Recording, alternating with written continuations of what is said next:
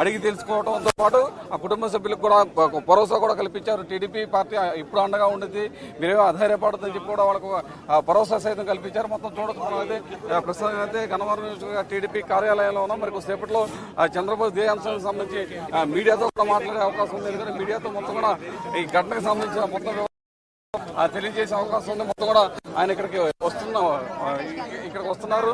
ఎందుకంటే మొత్తం అంటే ఈ ఘటనకు సంబంధించి గన్నవరంలో చోటు చేసిన పరిణామాలు ఏ విధంగా ఇదంతా విధ్వంసానికి గురైంది అనే దాని మీద కూడా మొత్తం కూడా చంద్రబాబు మొత్తం కూడా చెప్పే అవకాశం ఉంది. ఏదైతే అక్కడ చంద్రబాబు మొత్తం కూడా పరిశీలిస్తున్నారు. మొత్తం కూడా అక్కడ నేతలకి మొత్తం కూడా వివరాలు అయితే అడిగి తెలుసుకుంటున్న పరిస్థితి నెలకొంది. ఎందుకంటే అక్కడ చూడొచ్చు మొత్తం కూడా సంబంధించిన కార్యాలయంలో ఎలా ఎన్ని విధ్వంసానికి పాల్పడ్డారు అన్నింటి కార్యాలయం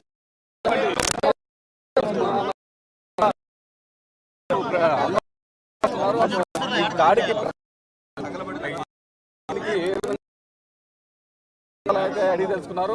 ఇంకోటి చూస్తే కనుక పార్టీ కార్యాలయం లోపలికి వచ్చి అంటే గన్నవరం టీడీపీ కార్యాలయం లోపలికి వచ్చి మొత్తం కూడా విధ్వంసం వైసీపీ నాయకులే సృష్టించారు. దానికి సంబంధించిన పూర్తి వివరాలు కూడా మొత్తం కూడా అందరూ అడిగైతే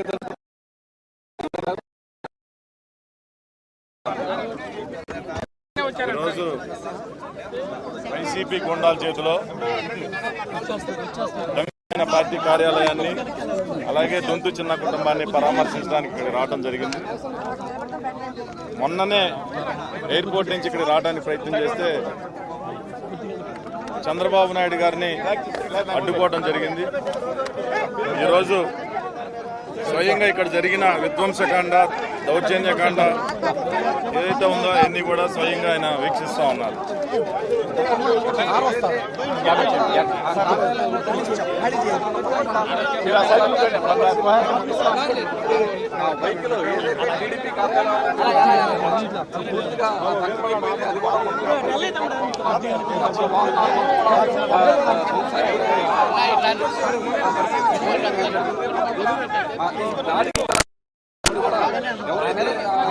పార్టీ కార్యాలయంలో వివరాలు అడిగి తీసుకున్న పరిస్థితి.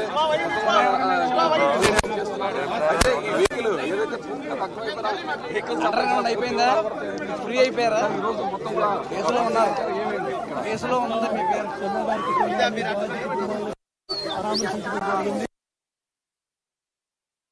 మొత్తం పార్టీ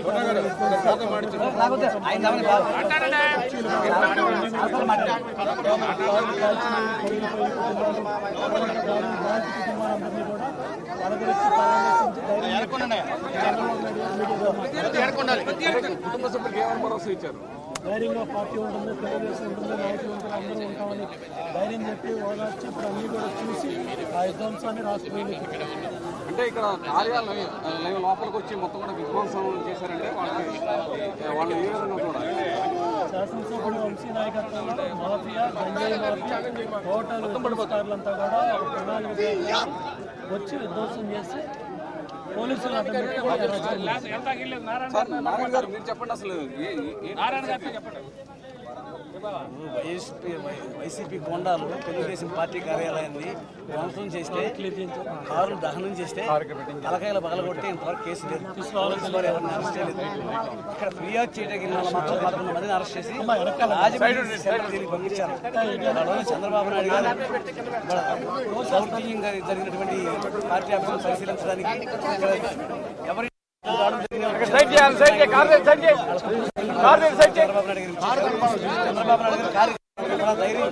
నేనున్నాను, ఎప్పుడు కూడా అండగా ఉంటాను.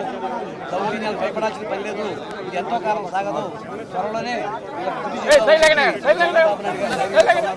వాడు ఉన్న దౌర్జన్యం కాదు నిలబడుతూ దురదృష్టకరం. నిష్పక్షపాతంగా ఉండాలి. ఇవాళ దౌర్జన్యం చేసిన వాళ్ళైతే మా మీద కేసులు పెట్టడం విచిత్రంగా ఉంది. వైసీపీ వాళ్ళు దౌర్జన్యం చేస్తే వైసీపీ వాళ్ళ మీద పెట్టి రాజమండ్రి సెంట్రల్ పంపించిన ఘనత వైసీపీది. మరి కొత్త పోలీసు దారుణమైన విషయం. ప్రజాస్వామ్యానికి సిగ్గుచేటు. వాళ్ళు ఎవరైతే దౌర్జన్యాలకు పాల్పడ్డారో వాళ్ళని చర్య తీసుకోవాలి తప్ప అమాయకుల మీద చర్య తీసుకోవడం అనేది వైసీపీ ప్రభుత్వానికి పోలీసులు మతాసు ఉండడం అనేది దారుణమైన విషయం. తీవ్రంగా అంటే ఈ రోజు కూడా చాలా ఆంక్షలు పెట్టారు కార్యాలయాలు బాబు గారు